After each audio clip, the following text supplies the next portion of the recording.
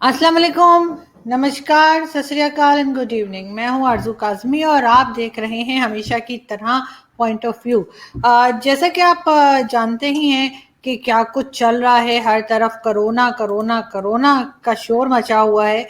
और सबसे मेरी रिक्वेस्ट है कि प्लीज़ आप लोग जो भी एसओपीज़ गवर्नमेंट बता रही है उसको फॉलो करें, मास्क ज़रूर लगाएं, सैनिटाइजर इस्तेमाल करें और हर थोड़ी थोड़ी देर के बाद हाथ ज़रूर धोते रहें। और साथ के साथ वो जैसे बताया जा रहा है कि डिस्टेंस रखने की बात की जा रही है, तो बिल्कुल एक डिस्टेंस रखें एक दूसरे के साथ और अपना बहुत ज़्यादा ख्याल करें, क्योंकि आप जानते ही हैं कि आजकल वैक्सीन भी कम है, हॉस्पिटल्स भी कम है, बेड भी नहीं मिल रहे लोगों को और इस तरह से बहुत ज़्यादा प्रॉब्लम्स लोग फेस कर रहे हैं। तो जो लोग इससे अभी तक बचे हुए हैं वो बचे ही रहें और अपनी पूरी कोशिश करें कि आप एहतियात करें, आप खुद भी हिफाजत से रहें और अपने घर वालों को भी हिफाजत से रखें। खैर, हम आगे बढ़ते हैं। सबसे पहले तो प्लीज़ आप सबसे रिक्वेस्ट है कि हमारे चैनल को सब्सक्राइब करना ना भूलिएगा। थैंक यू सो मच जिन लोगों ने सब्सक्राइब किया, उनका बहुत बहुत शुक्रिया।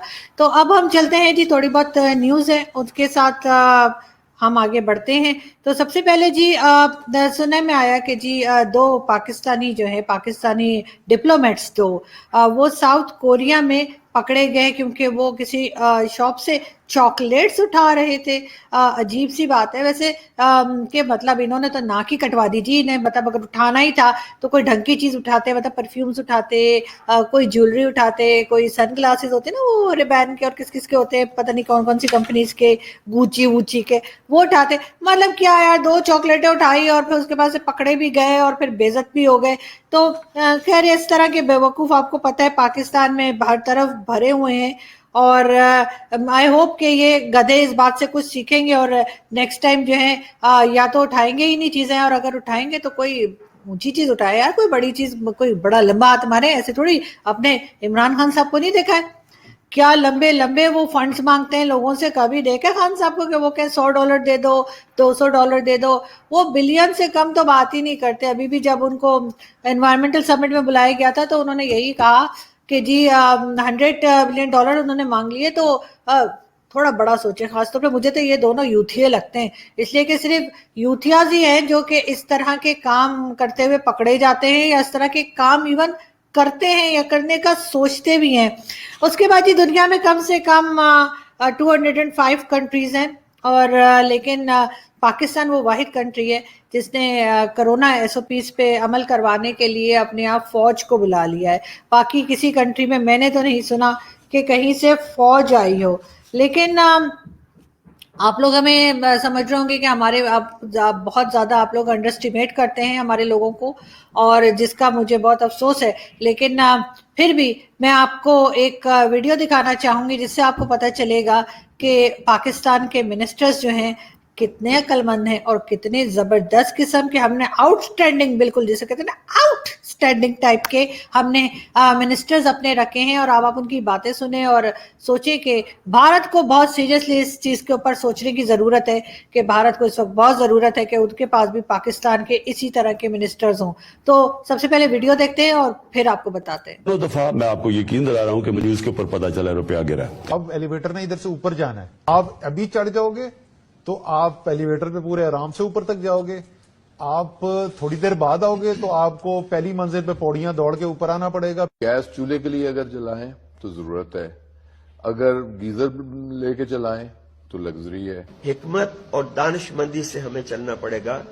2 रोटियों के बजाय एक पे कुछ अरसे के लिए इक्तफा करना पड़ेगा। मुझे तो अंदाजा ही नहीं था कि मेरी हुकूमत इतनी एफिशिएंट है। असल में मैं थोड़ा सा ट्रेंड नहीं हूँ ना, सीख रहा है ना आहिस्ता आहिस्ता। इन सबको रोक लें, अच्छा, क्योंकि बंदों की शॉर्टेज हो जाएगी। इतनी नौकरियां आपकी आने वाली। मैं टीवी देख रहा होता हूँ, बुशरा बेगम साथ होती है, मैं कहता हूँ देखो ये कितना बड़ा जुल्म हो रहा है, तो वो कहती है आप प्राइम मिनिस्टर हैं। 20 केजी की मटर की बोरी जो है वो 5 रुपए किलो वो वहाँ दे रहे हैं, तो 100 रुपए में बिक रही है। अभी अगर आप देखें तो ये जो गाड़ियां लाहौर के अंदर एंटर हो रही है रैलीज की वजह से, उस वक्त भी जारी बात है ट्रैफिक ज्यादा होती है तो बहुत ज्यादा पोल्यूशन फैल जाती है। मुझे तो अंदाजा ही नहीं था कि मेरी हुकूमत इतनी एफिशिएंट है। थोड़े बहुत ये चीज ऊपर नीचे होती है, उसमें वो जिनको फायदा हो रहा है वो भी हमारे ही भाई हैं।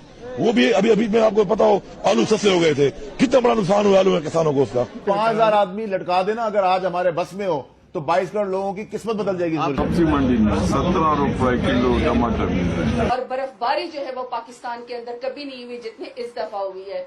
उसका क्रेडिट भी मैं अपने आप को नहीं दे रही, वो मैं credit prime minister Imran Khan को दे रही हूँ। मुझे तो अंदाजा ही नहीं था कि मेरी हुकूमत इतनी एफिशिएंट है। मैं सिवान के अंदर कहना चाहती हूँ, कौम को भी बताना चाहती हूँ कि मुझे फख्र है कि प्राइम मिनिस्टर इमरान खान पहला विजनरी लीडर है जो दीवार के पीछे भी देख सकता है।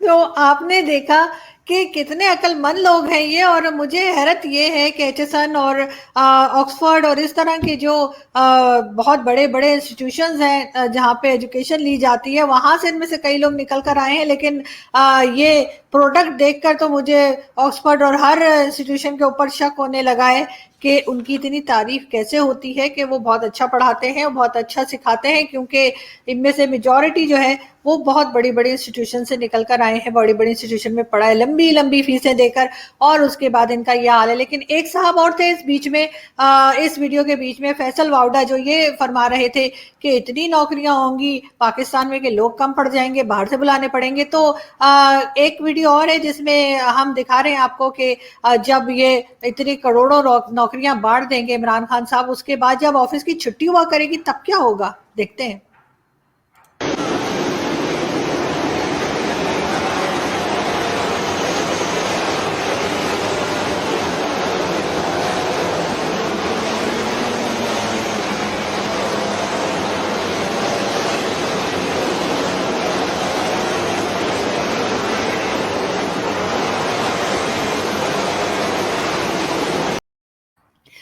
तो जी देखा आपने कि ये सब लोग ऑफिस ऑफ होने के बाद घर जा रहे हैं, और कितना रश है। ये मुझे लगता है इमरान खान साहब ने जो जॉब्स बांटी हैं ये उसके बाद का हाल होने वाला है पाकिस्तान का। साथ ही हम देखते हैं कि जी ये यूथियाज जो है ना ये बड़े हडहराम हो गए, इसलिए कि इमरान खान साहब ने बड़ा अनाउंसमेंट किया कि जी उन्होंने तो 2.5 साल में जो भी परफॉर्मेंस की है उसके ऊपर उनको बहुत फख्र है और वो बहुत चौड़े होकर बता रहे हैं। लेकिन उसके बाद यूथियाज जो है उन्होंने अभी तक इमरान खान साहब के लिए नोबेल प्राइज की डिमांड नहीं की। ये बहुत हैरत की बात है, इसलिए कि जो परफॉर्मेंस गवर्नमेंट की रही है वो ना सिर्फ ये कि पाकिस्तान में बल्कि पूरी दुनिया में लोगों को समझ आ गई है, और बहुत लोग अप्रिशिएट कर रहे हैं इमरान खान साहब की परफॉर्मेंस को। और आप सब जानते ही हैं कि जिस तरह की गवर्नमेंट चल रही है, तो बस उस पर तो आगे क्या मैं कहूँ, आप सबको सब मालूम है। अभी कल की ही बात है जी के मुल्तान में पीएम के जलसे में जो गैदरिंग जमा हुई थी, बहुत सारी गैदरिंग उन्होंने जमा करके, शाह महमूद कुरैशी साहब भी वहां पर थे, और उन्होंने जो जहांगीर तरीन जो उनके एटीएम कार्ड भी कहलाते हैं उनको बड़ी धमकियां शमकियां लगाई। तो वहां पे क्या कोरोना वायरस नहीं फैल रहा था, क्योंकि वो गैदरिंग जो थी वो तो कहीं से भी उन्होंने नहीं रोकने की कोशिश की। एक वीडियो और देखते हैं। मुराद सईद सिस्ता निशा करने के बाद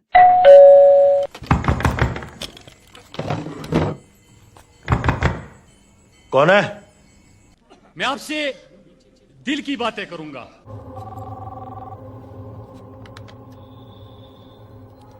और अगर बिजली आपको नहीं मिली, सीपैक में आपको बड़ा मंसूबा नहीं मिला, सड़कों की हालत तो मैंने खुद देख ली, मुफ्त तालीम, मुफ्त सेहत भी आपको नहीं मिली, तो मैं सवाल पूछता हूं कि इतने अरसे तक हुकूमत करने के बाद हमारी हुकूमत पे शर्म यहाँ पे क्या कर रहे हैं?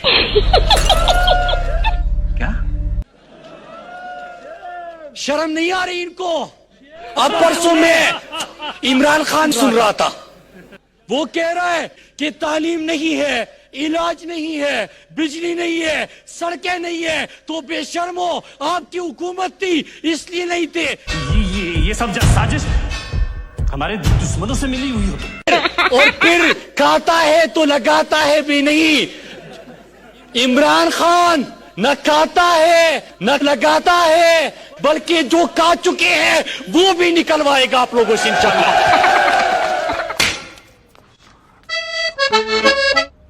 कि इमरान खान कभी इन डाकुओं को माफ नहीं करेगा।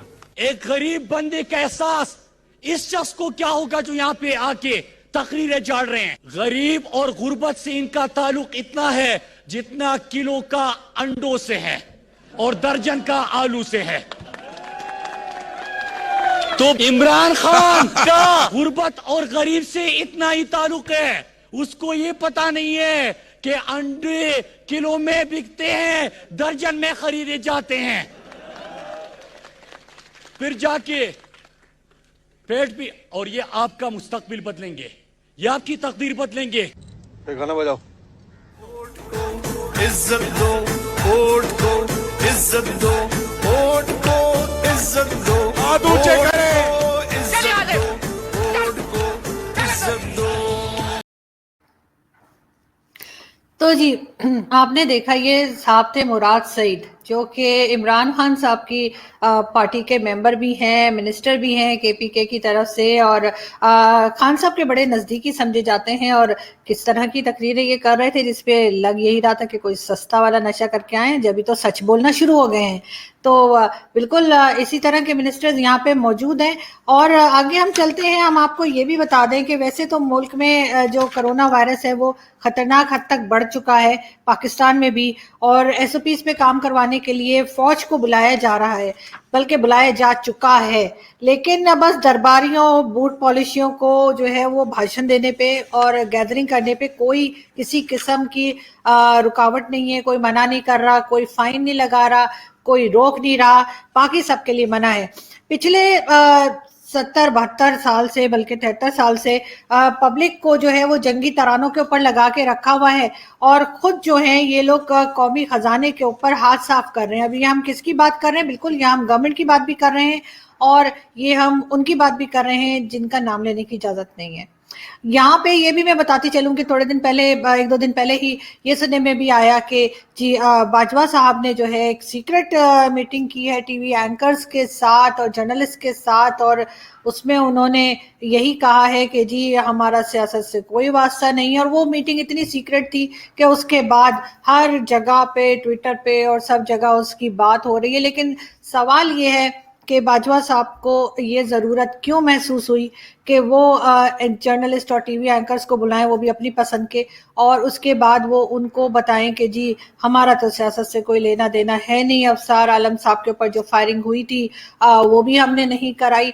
तो ये अपनी सफाइयाँ देने की ज़रूरत क्यों महसूस हुई है, ये बात ज़रूर सोचने की है। अभी हम आपको आगे एक, हमें हर वक्त लोग लिखते रहते हैं जी मौलाना साहब की भी कोई वीडियो दिखाएं, तो फिर देखिए। Hey, y'all, come look at this. तो हम दोनों गोया निकलना चाहते हैं सर, तो एक इस्लामी भाई इनकी तरफ पीठ करके खड़ा हो जाए।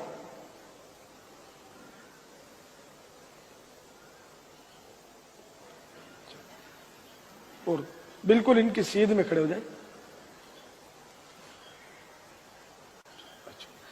ये खड़े होगा सीध में, ठीक है ना।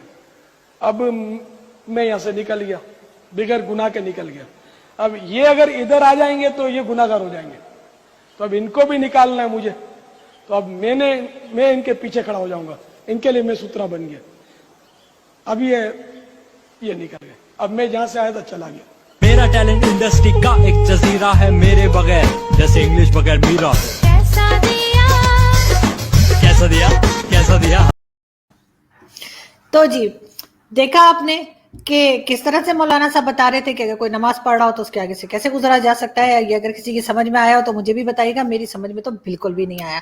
लेकिन खैर बहुत से लोग जो है वो हमें लिखते रहते हैं कि जी क्लिप्स डालें अपनी वीडियो में, ये वो, तो बिल्कुल उनके लिए ही हम ये क्लिप ढूंढ के लाते हैं और लगाते हैं। और वैसे भी मुझे तो सीरियस वीडियो बनानी आती नहीं है, मैं तो सीरियस वीडियो सिर्फ उसी वक्त बनाती हूँ जब हमारे साथ कोई पैनलिस्ट होते हैं और वो बात कर रहे होते हैं और मुझे सिर्फ सवाल करना होता है। बाकी तो हमें सीरियस बातें करनी आती नहीं है, हम अपने बहुत ही सीरियस इश्यूज को भी लाइटर नोट में करके और निकल जाते हैं। हमें तो उस तरह से बात करना आता नहीं कि हम यूं बैठे। हमारे बहुत से दोस्त हैं जो वीडियोस बनाते हैं और उनकी वीडियोस में बड़ी इंप्रेस होती हूँ, वहां से भी मैं बहुत कुछ सीखने की कोशिश करती हूँ, जिसमें वो कहते हैं कि जी पाकिस्तान के लोगों को समझना होगा कि उनके मिनिस्टर्स क्या कर रहे हैं, उनके पॉलिटिशियंस, एस्टैब्लिशमेंट क्या कर रही है, उन सब के पास 2-2 पासपोर्ट हैं और उनकी बाहर दूसरी मुल्कों में जो है वो उनकी प्रॉपर्टीज हैं, ये सब लोग जो हैं यहाँ से सब कुछ लोन्स ले लेकर बाकी दुनिया से, और फिर ये लोग निकल के भाग जाएंगे और पाकिस्तान की पब्लिक जो है वो मटर छिलती रह जाएगी। नहीं सॉरी,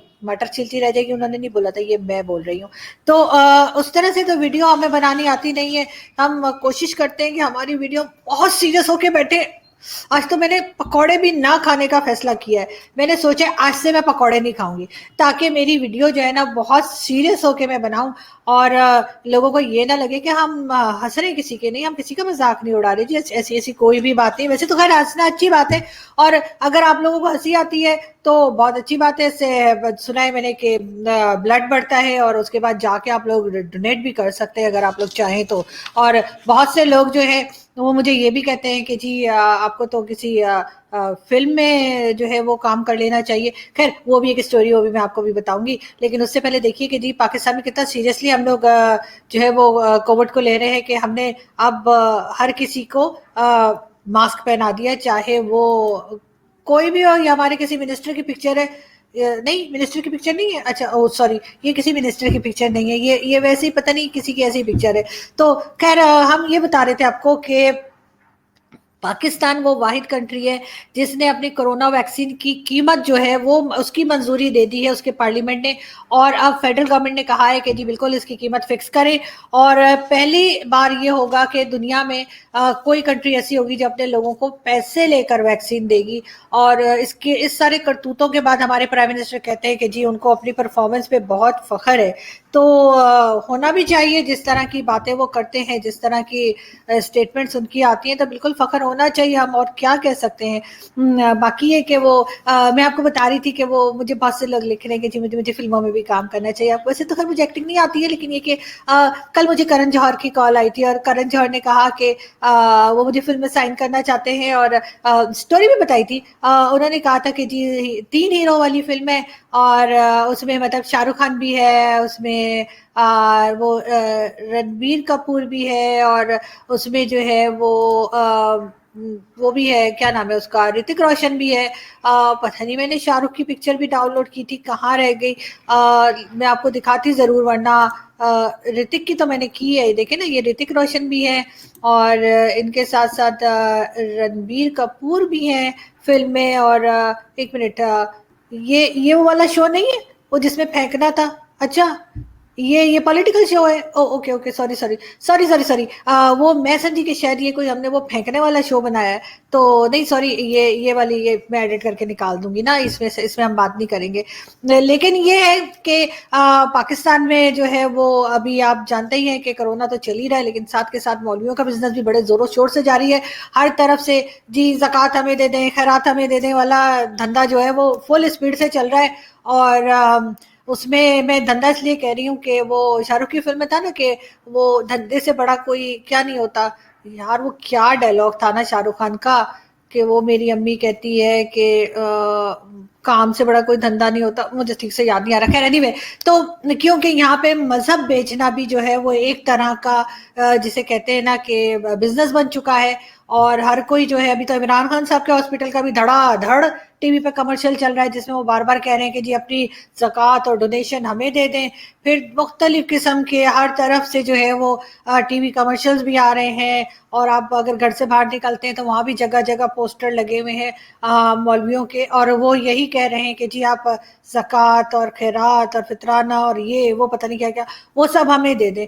तो वो एक तरह से मांगने की आदत सी पड़ गई है पूरी कौम को। वरना होना ये चाहिए कि जिसको जहां देना है वो अपनी मर्जी से दे। बार बार कह के क्यों लेते हैं? ये चीज थोड़ी सी सोचनी पड़ेगी। थोड़ा सा आगे बढ़ना है पाकिस्तान को, तो इसके ऊपर काम करना पड़ेगा। अभी जैसे हमने देखा कि सऊदी अरब ने अपने जो टेक्स्ट बुक्स हैं उसके अंदर उन्होंने अब दूसरे रिलीजन के बारे में भी पढ़ाना शुरू कर दिया है, जो कि एक बहुत अच्छी बात है।